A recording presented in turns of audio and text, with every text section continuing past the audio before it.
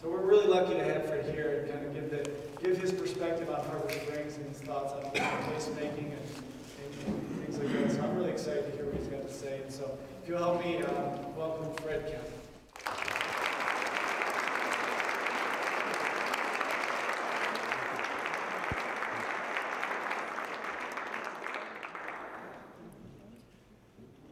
You don't know this, but my sister, Nancy, will be here in about 3 or 4 weeks.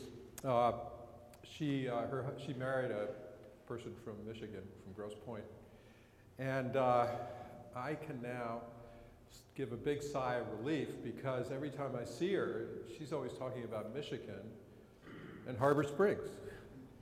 And I'm here. I can't believe it.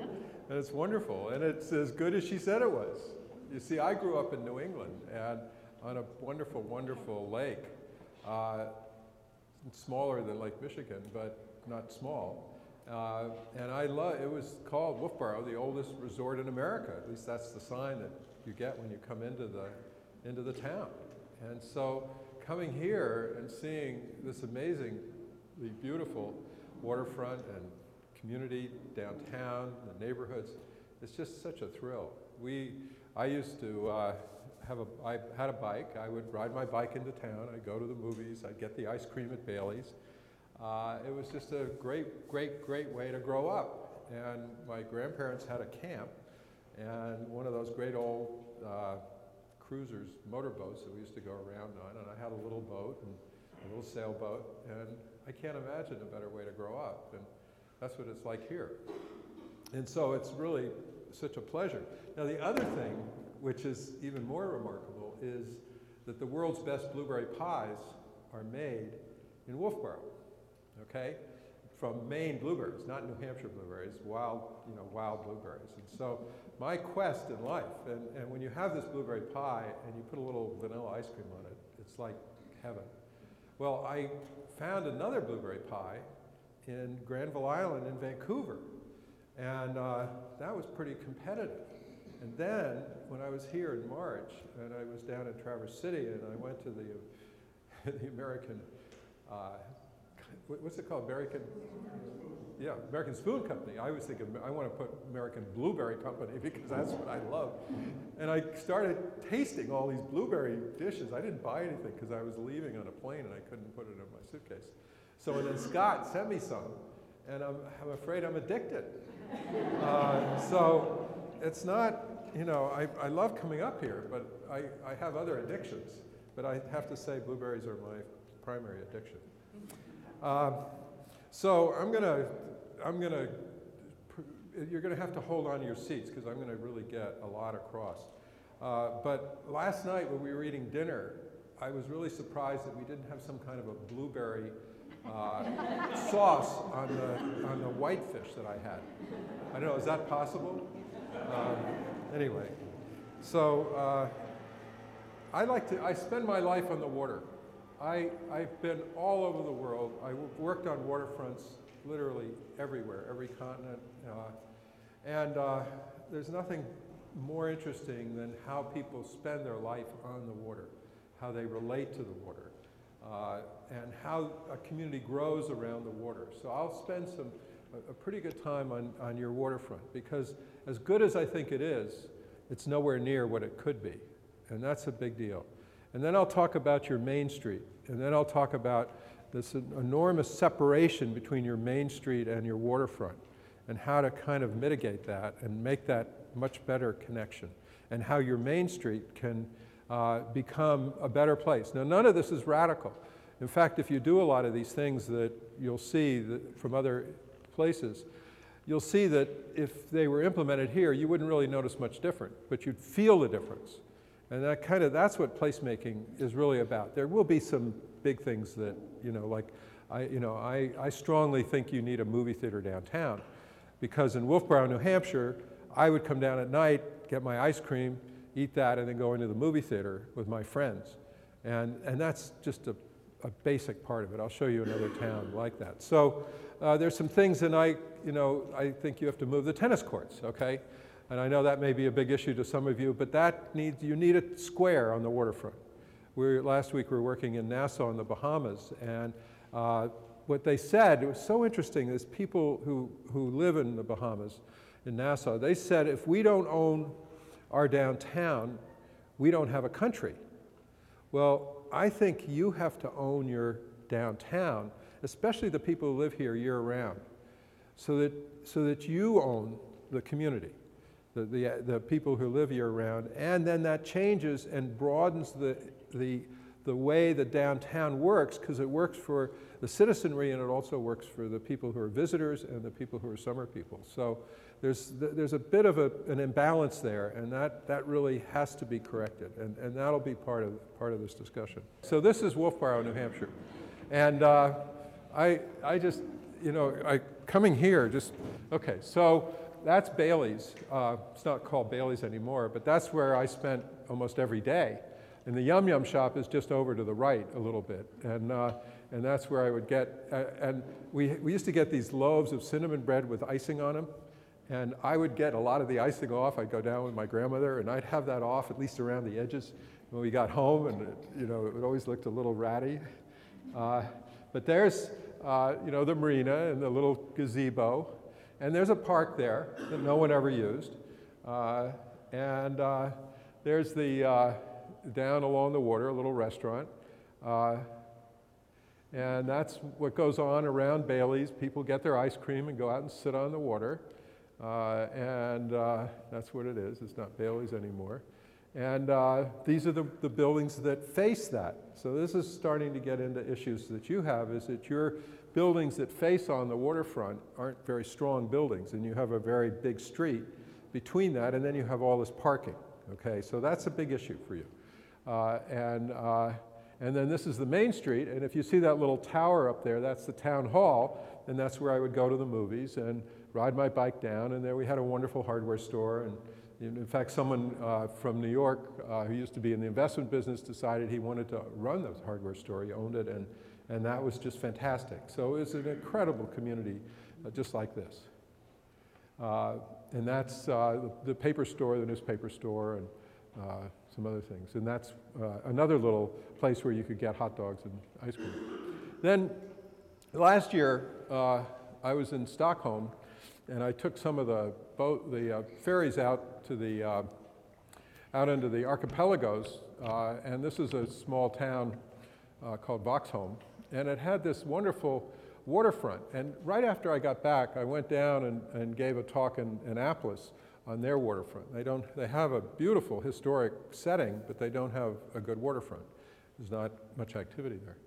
And so I use this as an example, and you can see how the buildings go along, but the waterfront is a public space. And and it's a very diverse, very active, very engaging public space. And they have pavilions like that, and the boats are coming in and out. So it's a really great destination. They have really good bus service, and that's the back. Those are the buildings that face the waterfront on the waterfront promenade. And so I want to set that up. And then the issue that we find as we work around the country, we were working in Buffalo, and we were leaving a meeting, and this guy came to me and he said, "You know what you're really talking about? You're talking about turning everything upside down." And then I said, to get it right side up. Well, it turns out that's what we really are talking about. What we're doing is we're changing the balance in a community so that it's really place-focused, place-based, place-governed. That shifts fundamentally how government functions, and it shifts fundamentally how community work together to create places. One of my favorite places in the world is in San Diego, in Balboa Park, and there are 7,000 volunteers that make Balboa Park what it is. The government has very little role in it, but these 7,000 volunteers, they're about 12 million people a year come to Balboa Park, and it's one of the great destinations anywhere in the world. Well, those 7,000 volunteers take on every single activity you can imagine, and I kind of think that this community is so full of people that are so passionate about it that there's a whole lot of ways that by focusing on different places and or activating them in broadly defined ways, which I'll go into, that you can take this community and bring it up a notch so that it goes back to what I put on that first slide. Instead of adequate or, it's wonderful, but you can become absolutely extraordinary. And I think that's your goal. And so that's what I mean by turning things upside down to get things right side up. And you'll see as we go through what that means.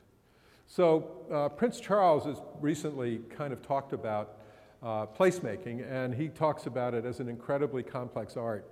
That when people talk about it glibly, about sustainable communities, there are very few people that can actually make that happen because it requires a lot of effort, a lot of learning, and a lot of experience. And experience to me is being in a community for a long time and understanding it and knowing it, knowing about its soul and what that means. That's what really experience is. It's not professional experience, it's more intuitive experience. So when you focus on place, you do everything differently. It's not about designing a road, it's not about designing a park, it's about creating something that has the soul of a community. And so what's going on, and the economy tanked, I guess, in 2008, and that's what people say, and I think, obviously it did, but something happened in that process where all of a sudden people sort of re-looked at what they were doing, and many of them re-engineered their whole life and redefined it around more local activity, around sort of a local entrepreneurship. So all across this country, we have seen the emergence of local entrepreneurs kind of becoming an integral part of their community in ways that had not happened. In fact, there was an article in last Sunday's New York Times about it that talked about how people have redefined their lives. And for some, it's been incredibly successful. Others, it's been very hard. So, but what's happened is it's about local values and local assets, about authentic public destinations, about creating that's the agenda. That was the old agenda. And then for about 70 years, we got off on a track that really didn't deliver the kind of places we really wanted to be in.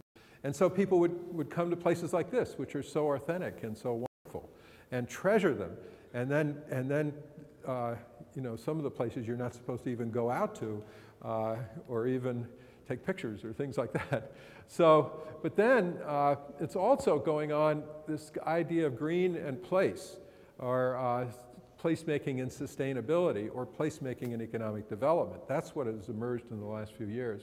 So, and then the tools that we have, and I'll go over this: lighter, quicker, cheaper, the power of 10, and sort of a placemaking exercise. So another little thing, I'll get out of these text things, I just want to set it up for you, that develop and lead demand with public destinations. That's a big deal because you have some amazing opportunities here as public destinations that aren't performing at the level they could. And if you do that, they will then start to drive other activity around them. And then the value created by the public realm will drive the success of your entire community. That's really obvious, I think, but just think of that because that's where you've got to work. That's where the opportunities are. And then place capital as a primary focus is the best way to achieve these bigger goals. And then lighter, quicker, cheaper. Go and do it. Get it started, experiment, make some mistakes, and make it work for you. And then finally, the blunt calculation by public officials that if you can't make your downtown and neighborhoods appealing, they can't compete. All of these hinge on the deceptively simple challenge of creating places that people intuitively like. So it's that intuitive quality that you all experience here and that you have to treasure and bring out and enhance. It's going back to Nassau where this fellow stood up and said, if we don't own our downtown, we don't have a country. And then they started talking. That sort of released people. They started talking about how the town really supported them when they were younger and how it was an integral part of their lives and how that had disappeared as the 5 million people coming on cruise ships invaded Nassau and they lost their downtown. So they now are going to get it back. They're determined to get it back, and the work we're doing along their waterfront and creating squares and things is the core of what's going to happen. Oops, I did that. So we've been doing this for a lot of years, and I can never believe what I'm going to do next. Like tomorrow, we're working at Harvard University on a program called Common Places, where we're creating a whole series of places that people can gather at Harvard. And I don't know if many of you went to Harvard or any of you did, but Harvard, they started doing some surveys of Harvard students, and there's so much pressure on these kids that there's a lot of depression, and that they don't really have this kind of these places that nurture them. And so that's what we're working on tomorrow. We're also working at Stanford on their campus, but also on a hospital, and doing a major meditation place on a roof, and then all the public spaces around it.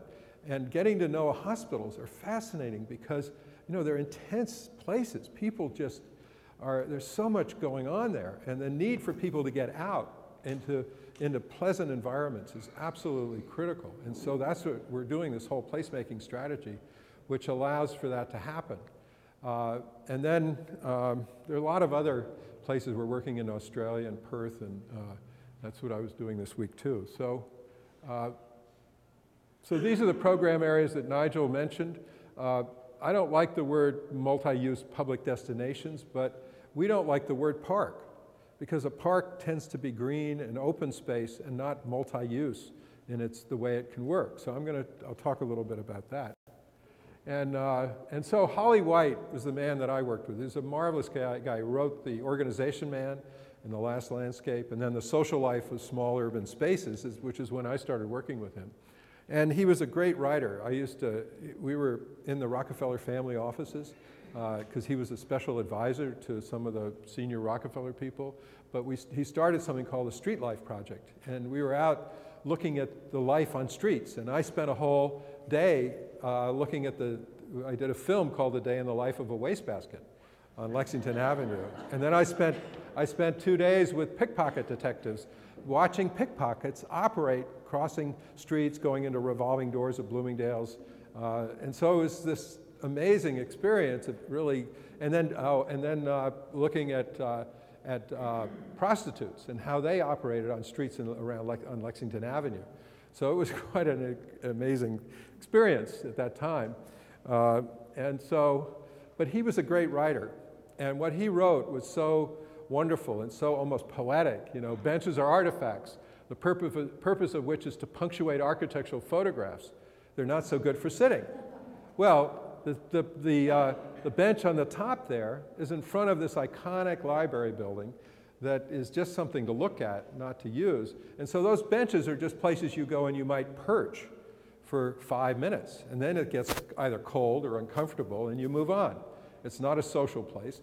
And then in Brooklyn, where I live, we have a bookstore. And that bookstore, sometimes I'm going to the bookstore and I don't even get in because I'm talking to all the people outside. But there's so many things to do there that it's a place. And you have all these places along Main Street, these little places. They need to be connected a little better and have a little more presence. But they're wonderful places. And then you can take this bench, these 3 benches on the bottom. These are in Norway, Oslo, Norway. And when one person sits down, they kind of own that bench.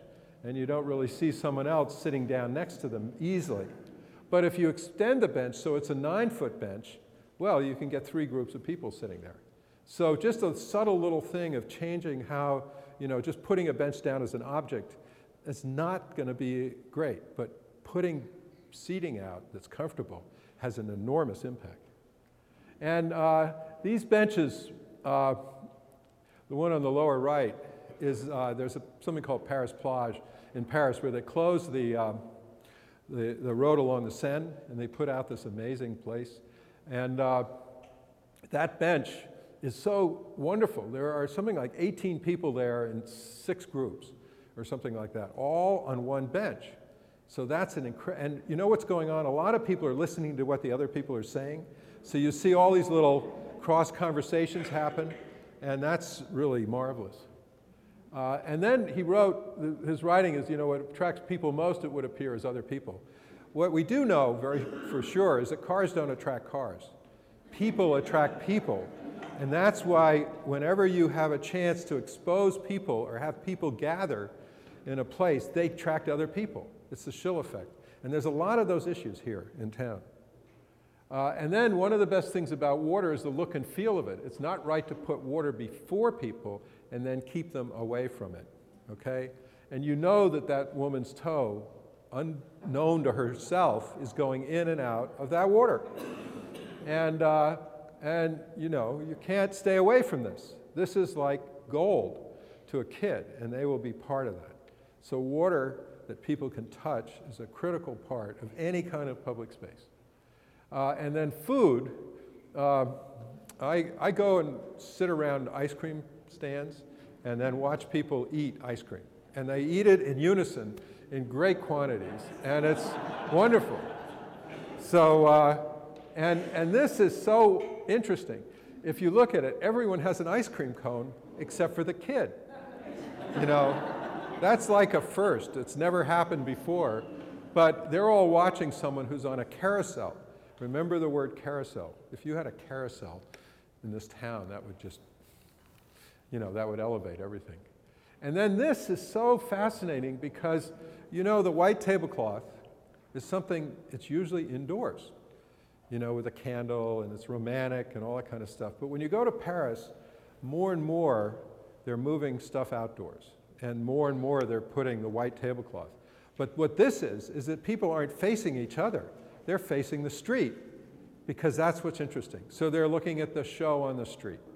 So you can see the evolution of all of this from very formal to kind of formal but very experiencing the street life.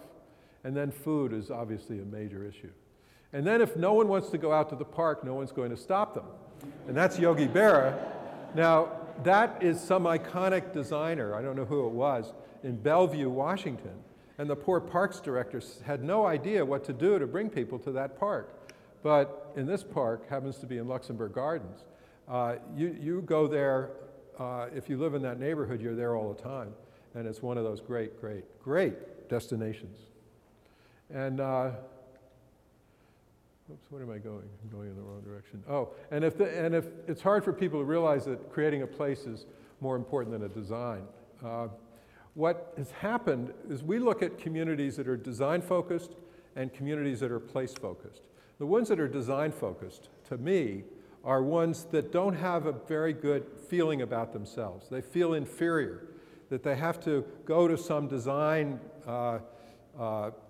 ego and have those designers come in and do something to their community, to give them the presence that they're supposed to have, those iconic buildings. When you think of San Diego, its iconic place is Balboa Park, and the average number of visitations by people in Balboa Park is about 8 times a year from that community. They come 8 times a year. The people around it come 20 or 25 times a year on average.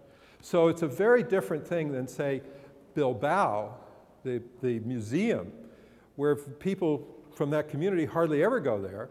The visitation is not that great, and it's done a lot for the city, but it's not doing much for that community. So there's a big difference between communities that are focused on place and creating those places through their own capabilities and ingenuity than those that bring someone from Harvard University to here. I'm a little upset because I have to work with one of these designers tomorrow. And we're trying to create a place, and they're trying to do design.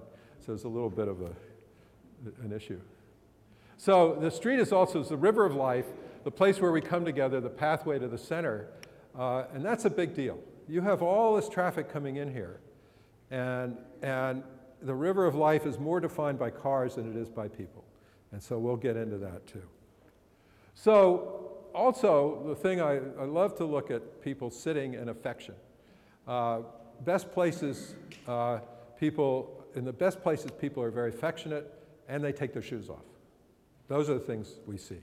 And so, you know, this is not a very comfortable place, and we don't like to sit on fire hydrants. And when you put spikes out or you have these bollards that are too small to sit on, it's not that comfortable. And then it's not that good to sit on your child. But here, back in Paris, And you know what's so interesting is that these chairs are now in Harvard Yard. They have actually decided that Harvard Yard needs to be something, a place that you do more than walk through. So now they have put these Fermat chairs out there in all these colors. It's really great. But this guy has 5 chairs, and he can put his lunch on one, his feet on another, and so on. And then if you take that whole idea and you spread it out to a whole park, it absolutely is amazing. The feeling of that is so powerful. You don't have enough seating in your downtown, and it's not that special. So that's a big deal. And so this is in Aachen, Germany, and that's public seating.